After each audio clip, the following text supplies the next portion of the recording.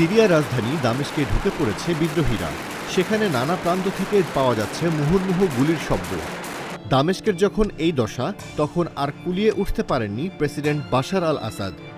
একটি উড়োজাহাজে করে দামেস্ক ছেড়েছেন অজানা গন্তব্যে।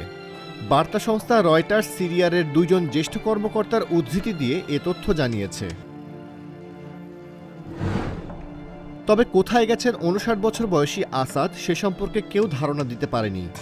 যুক্তরাজ্য ভিত্তিক পর্যবেক্ষণ সংস্থা Syrian observatory for human rights জানায়, দামেস্ক বিমানবন্দর থেকে যে ব্যক্তিগত উড়োজাহাজটি ছেড়ে গেছে সেটিতে আসাদ ছিলেন বলে ধারণা করা হচ্ছে। এর পরপরই বিমানবন্দর থেকে সরকারি সৈন্যদের সরানো হয়। তবে সিরিয়ার টানা 23 বছরের শাসনকর্তা আসাদবিহীন দামেস্ক এখন ভুতুড়ে নগরী।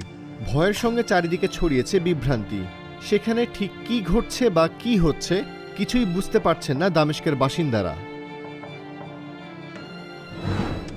দামেস্কের শহরতলিতে আসাদ পরিবারের ক্ষমতার প্রতীকগুলো ভেঙে ফেলা হয়েছে।